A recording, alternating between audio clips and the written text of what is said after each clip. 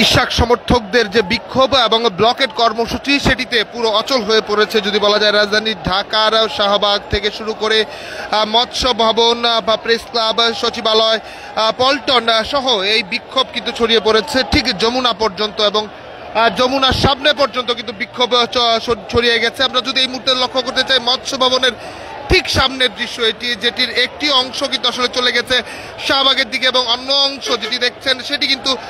যমুনার পাশে এবং এইটি শিল্পকলা একাডেমি এর অংশে এবং ঠিক পেছনের অংশটি কিন্তু প্রেস ক্লাব হাইকোর্ট সেদিকে কিন্তু চলে গেছে। এবং এমন যখন অবস্থা তখন কিন্তু যে বিক্ষোভের যে দানা বেঁধেছে এবং ইশাক সমর্থকদের যে টানা বেশ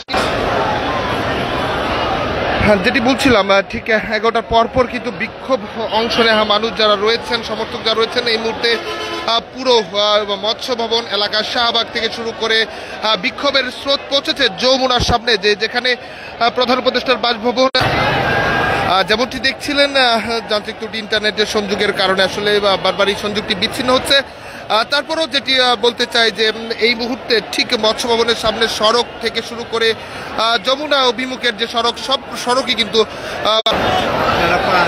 যেমনটি দেখছিলেন ইন্টারনেট সংযোগের কারণে বারবারই সংযোগটি বিচ্ছিন্ন হচ্ছিল। যদিও আমরা এই মুহূর্তে রয়েছি মৎস্য ভবনের সামনে, সেই মৎস্য ভবনের সামনের চিত্র এটি। হাইকোর্ট অভিমুখের যে সড়কটি রয়েছে প্রেস ক্লাব দিকে, সেই সড়কের চিত্র এটি এবং অন্যদিকে যমুনার সামনে অভিমুখে কিন্তু আসলে যমুনা কেন্দ্রিক কিন্তু যে সড়কটি, যমুনার সামনেও কিন্তু বিক্ষোভের ঢেউ আসলে পৌঁছেছে এবং শাহবাগ অভিমুখেও কিন্তু আসলে এই বিক্ষোভের অবস্থা কিন্তু ছড়িয়ে পড়েছে এবং সময় বাড়ার সঙ্গে সঙ্গে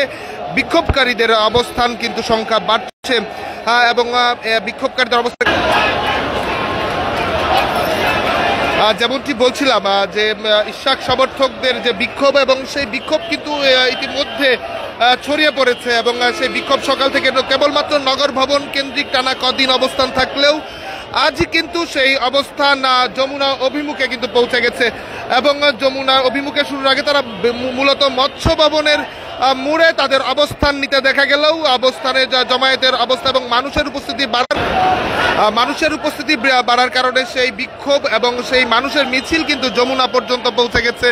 এবং এই মুহূর্তে ঠিক কাকরাইলের যে মোড়টি রয়েছে যমুনার সামনের অংশের যে ব্যারিকেড, সবশেষ পুলিশের ব্যারিকেড, সেই ব্যারিকেড পর্যন্ত পৌঁছে গেছে এবং পুলিশের কড়া মোতায়েন কিন্তু রয়েছে কাকরাইল মোড়ে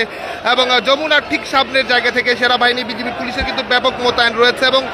অন্যদিকে ইশাক সমর্থক সহ যারা এই মুহূর্তে আসলে নির্বাচনের যেমন কথা বলছেন ঠিক তেমনি ভাবে তারা বলছে ইশাকের শপথের আয়োজন সম্পন্ন করার জন্য এবং সরকারের নির্বাচন এবং নির্বাচন গণতান্ত্রিক ব্যবস্থা নিয়ে প্রশ্নের বেশ কিছু জায়গায় তারা তুলেছে, এমনটি কিন্তু তাদের বিক্ষোভের স্লোগানগুলোতে উঠে এসেছে।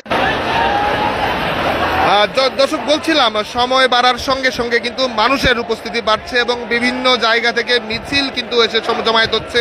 মৎস্য ভবন, যমুনার সামনে শাহবাগ থেকে শুরু করে হাইকোর্ট, প্রেস ক্লাব, এই সড়কগুলোতে কিন্তু আসলে এই আন্দোলন ছড়িয়ে গেছে এবং অবস্থান ছড়িয়ে গেছে। অন্যদিকে নগর ভবনের যে কর্মচারী যারা রয়েছেন তারাও কিন্তু বিক্ষোভ করছেন এবং এমন যখন পরিস্থিতি তখন কিন্তু আমরা আসলে বিএনপি সহ যে রাজনৈতিক দলগুলো তাদের যে অবস্থান, সেই অবস্থান নিয়ে কিন্তু গণমাধ্যমে কিন্তু বেশ কিছু খবর আমরা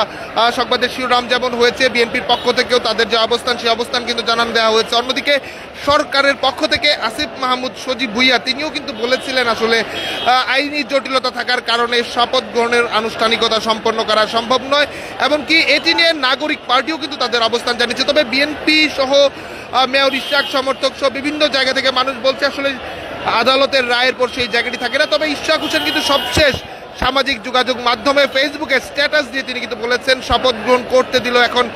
বাসায় এসে করলেও তিনি করবেন না। তবে তারা আসলে প্রশ্নটা দেখতে চেয়েছিলেন নির্বাচনের পরিবেশ নিয়ে তাদের যে অবস্থান সেটি তারা দেখতে চেয়েছিলেন এবং তারা তাদের যে বার্তা সেই বার্তাটি তারা সংগ্রহ করে নিয়েছে, এমন কিন্তু একটি স্ট্যাটাস ইশাক হোসেনের ফেসবুক স্ট্যাটাস থেকে দেখেছেন। এবং জেনে থাকবেন বিগত সিটি কর্পোরেশনের নির্বাচনে ভোটের দিন কিন্তু আসলে ইশাক হোসেন সেই ভোট বর্জন করেন এবং আদালতে একটি মামলা দায়ের করেন বা ভোটের পরিবেশটি এবং ভোটের কারচুপি নিয়ে কিন্তু মামলা করেন এবং সেই মামলার রায় কিন্তু অভ্যুত্থান পরবর্তী সময়ে সেই মামলার রায় কিন্তু দিয়েছে আদালত এবং আদালত রায় দেওয়ার পরে নির্বাচন কমিশন গেজেট প্রকাশ করেছে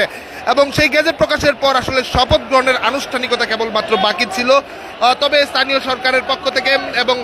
কোনো ধরনের নির্বাচনের যে আনুষ্ঠানিকতা বিজয়ের পর যে গেজেট প্রকাশের পর শপথের যে আয়োজন সেটি তারা করছিলেন না এবং এখন পর্যন্ত সেটির অবস্থান জানা যায়নি। তবে একটি রিট করার কারণে সেটি বিলম্ব হচ্ছে বলে কিন্তু আসিফ মাহমুদ সজীব ভুঁইয়া বারবার দাবি করেছেন। তবে বিএনপির পক্ষ থেকে আইনজীবী যেমন রয়েছেন ইশরাক হোসেনের যে আইনজীবী, তিনিও কিন্তু বলেছেন আসলে এটি কোনো কারণ হতে পারে না, আদালতের রায় আসলে সর্বোচ্চ এবং এগুলো হচ্ছে যে সৃষ্টি করা সমস্যাগুলো করা হচ্ছে, এমন দাবি কিন্তু ইশরাক সমর্থক এবং ইশরাকের পক্ষ থেকে করা হচ্ছে। এবং এই বিক্ষোভ আসলে নগর ভবন থেকে সচিবালয় ছড়িয়েছিল এবং এখন সবশেষে কিন্তু মৎস্য ভবন থেকে যমুনার কাছে কিন্তু সেই আন্দোলন আসলে সেই অবস্থান, সেই বিক্ষোভ কিন্তু আসলে ছড়িয়ে গেছে। এবং এমন যখন বিক্ষোভের পরিস্থিতি, তখন আসলে সড়কে যান চলাচল পুরো স্থবির হয়ে গেছে, অচল হয়ে পড়েছে সড়ক এবং মানুষের অবস্থান এবং দীর্ঘ যানজট কিন্তু তৈরি হচ্ছে। মূলত সড়ক এক ধরনের অচল অবস্থা তৈরি হয়েছে, যেখানে গাড়ি চলছে না এবং মানুষের পায়ে হেঁটেই তাদের মূলত পথ চলাচল করতে হচ্ছে। এবং এছাড়া সিটি কর্পোরেশনের মেয়র হিসেবে আদালতের ঘোষণা অনুযায়ী ইশরাক নির্বাচিত ঘোষণা করার পর ইশরাক সমর্থক যারা রয়েছেন তারাও কিন্তু যেমন যোগ দিয়েছেন এবং বিএনপির বিভিন্ন পর্যায়ের নেতাকর্মীরাও কিন্তু এই আন্দোলন যোগ দিচ্ছে। এবং অনেকেই বলছেন সিটি কর্পোরেশনের দক্ষিণের ইশরাক যিনি প্রার্থী ছিলেন এবং যিনি মেয়র হিসেবে আদালতের রায়ে নির্বাচিত হয়েছেন, তার সমর্থকরা বলছিলেন কেবল এখন এই অবস্থানে কেবল মাত্র দক্ষিণ সিটি কর্পোরেশনের নেই, মানুষের অবস্থান কিন্তু বাড়ছে।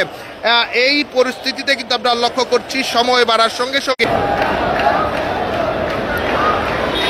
এই অবস্থান কিন্তু আসলে সময় বাড়ার সঙ্গে সঙ্গে যেমনটি বাড়ছে। মৎস্য ভবনের সামনে কর্মসূচি শুরু হলেও সেটি চলে গেছে, শাহবাগ অতিক্রম করেছে এবং অন্যদিকে শাহবাগ মোড় পর্যন্ত পৌঁছে গেছে। অন্যদিকে যমুনার সামনের এই সড়কটি ব্যবহার করে যমুনার সামনে পৌঁছে গেছে এবং এই সড়কটির মধ্য দিয়ে শাহবাগ এবং এই যে সড়কটি দেখছেন সেটি দিয়ে কিন্তু শিল্পকলা অতিক্রম করে মাদকদ্রব্য নিয়ন্ত্রণ অধিদপ্তরের যে কার্যালয় সেদিক পর্যন্ত চলে গেছে। অন্যদিকে কাকরাইলের যে অংশ সেটি অতিক্রম করে নাইটেঙ্গেল মোড় পর্যন্ত কিন্তু এই বিক্ষোভ ছড়িয়ে গেছে। এবং অন্যদিকে বিপরীতে যদি বলা যায়, এখানেও কিন্তু আসলে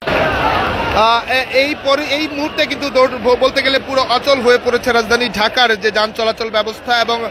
মানুষের অবস্থান কিন্তু সময় বাড়ার সঙ্গে সঙ্গে বাড়ছে এবং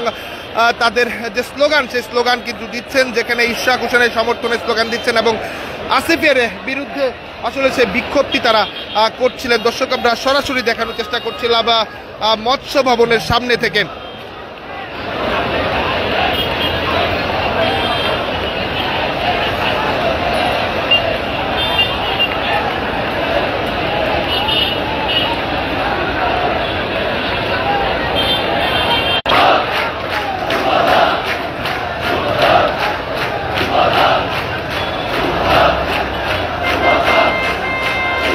দর্শক, এই ছিল মৎস্য ভবন সামনের সড়কের সর্বশেষ অবস্থা। আমরা পরবর্তী যুক্ত করব যমুনার সামনে থেকে, সেখানকার পরিস্থিতি দেখানোর চেষ্টা করব।